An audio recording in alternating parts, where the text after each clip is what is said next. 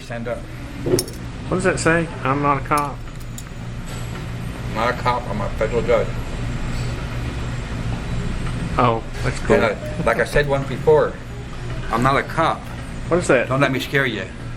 This is a badge that all Marine civilians will wear, so, and they're going to be my commission. They're called a Great Man badge. Huh.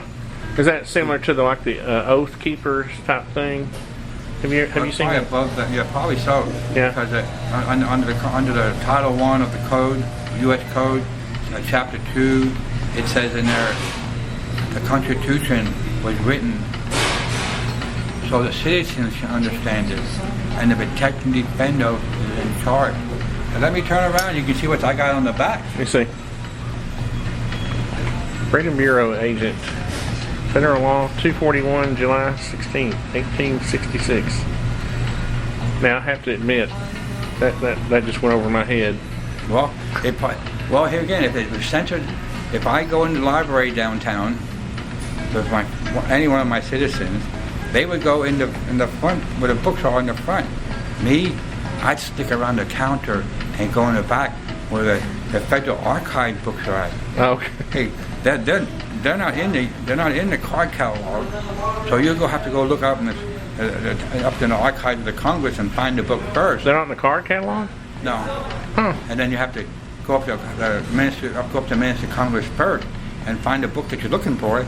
Then go in there and ask for it, and then they'll bring it out. But that only started since the Freedom of Information Act.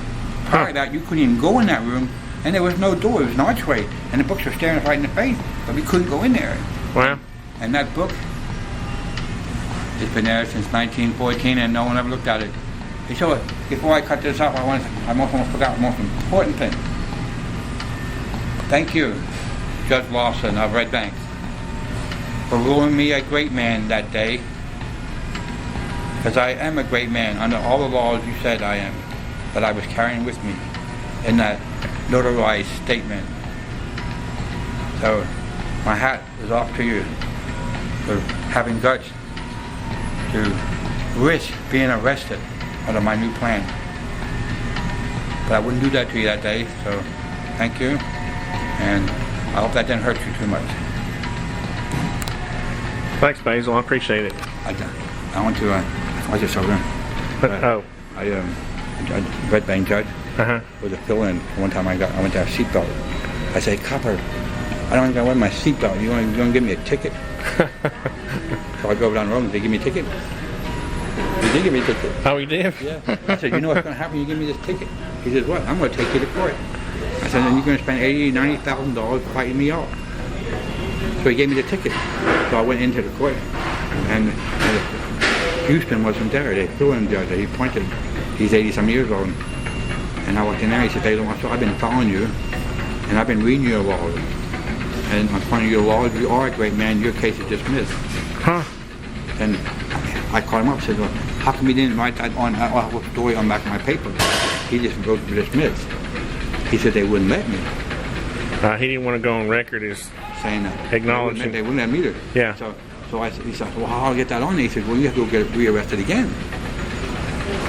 So then I went through the camera and waved at him with my Mercedes at 105 miles an hour. They said, "Why are you speeding?" I said, "I want to make sure you didn't miss me." He said, "Why are you waving?" I said, "To piss you off."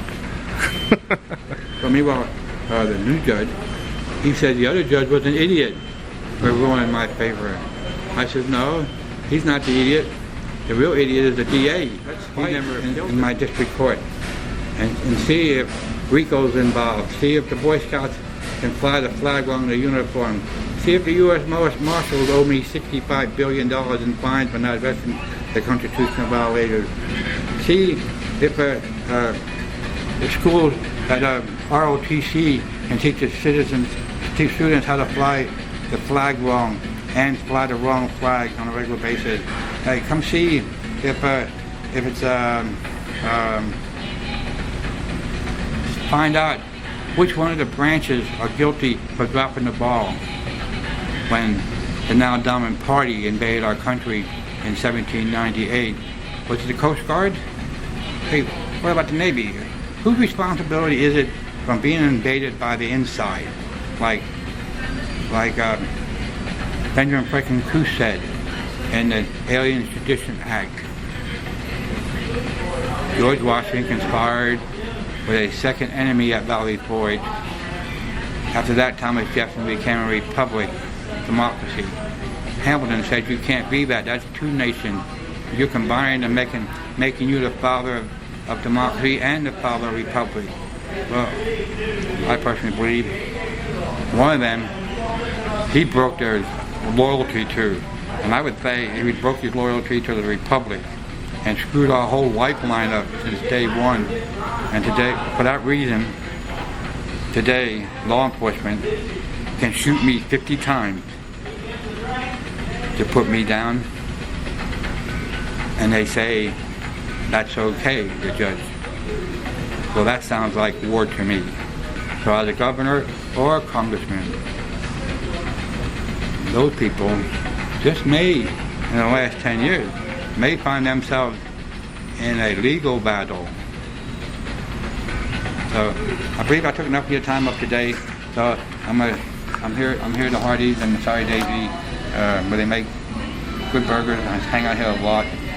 So I invite all you. Got good biscuits. I invite all you people across the country. Eat at Hardee's like I do. Have a nice day. I appreciate it, Basil. Thanks a lot. Oh, that was a bad handshake. Well, I can't get Oh, on okay. it. That makes sense. Yeah. Well, I appreciate your time. I wish you luck in California. I can go on.